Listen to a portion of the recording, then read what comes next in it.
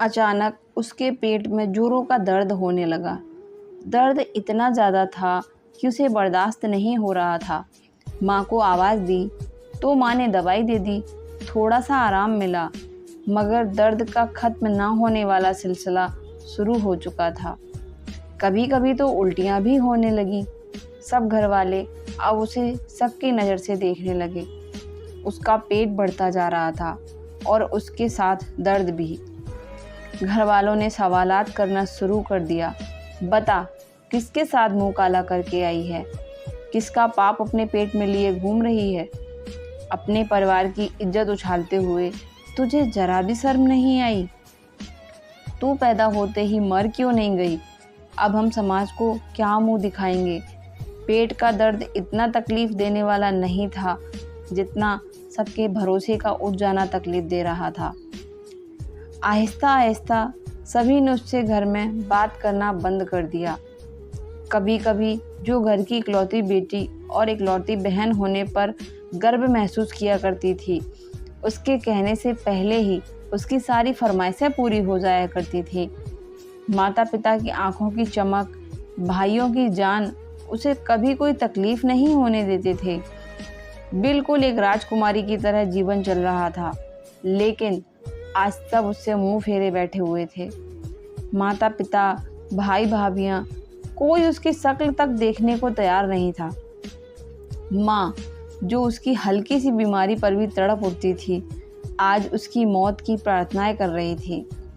कसूर शायद किसी का नहीं था, कसूर उस सोच का था जो समाज के हालात को देखकर पैदा हो रही थी। किसी ने उसे अस्पताल ले जाने की जहमत तक नहीं उठाई कि लोगों को अगर पता चल गया तो क्या मुंह दिखाएंगे। उनको अपनी बच्ची से ज़्यादा अपनी इज्जत प्यारी थी। उसे एक कमरे में बंद कर दिया गया। उसके घर वाले जुल्म करने में इतने आगे बढ़ जाएंगे, यह उसने सोचा भी नहीं होगा। माँ बाप तो औलाद के लिए ज़िंदगी की किरण होते हैं, जिनके साए तले औलाद खुद को सुरक्षित महसूस करती है। वहीं मौत का सामान तैयार करने में लग गए। एक दिन उसके खाने में जहर मिलाया गया और उसे खिला दिया। खाना खाते ही वह तड़पने लगी। माँ को देखकर उसकी आंखों में आंसू आ गए। कहने लगी, माँ, एक बार अपनी बेटी को गले से लगा लो, बस एक बार। अब यह दर्द मुझसे बर्दाश्त नहीं हो रहा है। शायद आपकी गोद में मेरी जान निकल जाए। मगर पता नहीं उस माँ का दिल इतना कठोर क्यों हो गया था कि बेटी की इतनी तकलीफ को देखकर भी नहीं पिघला। उसकी चीख पुकार को सुनकर आस पड़ोस के लोग जमा होने लगे। लोगों की भीड़ देखकर माता पिता के सर शर्म से झुक गए। सर में बेटी के तड़पने पर नहीं आ रही थी, बल्कि अपनी इज्जत के जाने के डर से आ रही थी। सबके कहने पर अपनी इज्जत बचाने के लिए वह उसे अस्पताल ले गए। कंडीशन बहुत ही ज़्यादा क्रिटिकल हो गई थी, इसलिए जल्दी जल्दी में सारे टेस्ट किए गए। लड़की के माँ बाप कहाँ हैं? डॉक्टर ने पूछा। जरा आप मेरे साथ चलें। डॉक्टर उन्हें अपने केबिन में ले गया। आप लोग देखने में पढ़े लिखे लग रहे हैं, लेकिन आप लोग पढ़ लिख कर भी इतने जाहिल कैसे हो सकते हैं? आपकी बेटी के पेट में एक गांठ है जो बहुत ज़्यादा हद तक बढ़ चुकी है। उसका इलाज तो किसी न किसी तरीके से हो जाता, उसका ऑपरेशन करके हम उस गांठ को निकाल लेते, लेकिन उसे जहर दिया गया है और वह जहर उसके सारे शरीर में फैल चुका है। आप लोग इतने लापरवाह कैसे हो सकते हो? डॉक्टर बोले जा रहा था और माता पिता के पैरों तले से ज़मीन निकल रही थी। माँ डॉक्टर की बात सुनते ही बेहोश हो गई। पिता के हाथ पैर कांपने लगे। भाई अपना माथा पीटने लगे। बाप ऊपर वाले से माफ़िया मांगने लगा। यह हमने क्या कर दिया? सच्चाई जाने बिना अपनी बेटी को अपने हाथों से ही मौत के घाट उतार दिया। काश कि मैं पहले ही उसे अस्पताल ले आया होता तो यह सब कुछ तो ना होता। काश कि मुझे अपनी इज्जत से ज़्यादा अपनी बच्ची की फ़िक्र होती।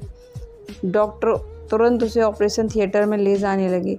उसने अपने माता पिता को देखा। उसकी आंखों में आंसू थे। माँ, बाबा, क्या कसूर था मेरा जो आपने मेरे साथ ऐसा किया? मैं तो आप सबकी आंखों का तारा थी ना। आपने ज़रा सा भी विश्वास अपनी बेटी पर नहीं रखा। मैं आपसे कहती थी, मैंने कोई गलत काम नहीं किया। आपके सामने रोती थी, गिड़गिड़ाती थी। अपने आप को बेकसूर साबित करने की हर मुमकिन कोशिश की मैंने, लेकिन आप लोगों ने मेरी एक ना सुनी।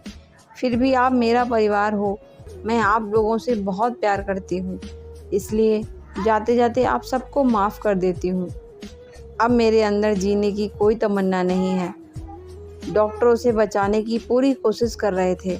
बाहर माँ, पिता और भाभी भाभियाँ उसके लिए प्रार्थना कर रहे थे। डॉक्टर साहब बाहर आए और कहा, अफसोस है कि हम उसे नहीं बचा पाए, लेकिन आपने बहुत बड़ा गुनाह किया है। ऊपर वाला शायद ही आपको माफ़ करेगा। जब उसे बाहर लाया गया तो माँ ने उसके चेहरे को बड़े प्यार से देखा, उसी चेहरे को जिसे कितने महीनों तक देखना भी पसंद नहीं करती थी। उसने अपने ही घर वालों के हाथों वह सज़ा पाई थी जो गुनाह उसने किया ही नहीं था, और इसी के साथ वह सभी को जीवन भर का दर्द दे गई। तो दोस्तों, ये कहानी यहीं पर ख़त्म होती है। अगर आपको ये कहानी पसंद आई हो तो मेरे चैनल को सब्सक्राइब करें और वीडियो को लाइक करना ना भूलें।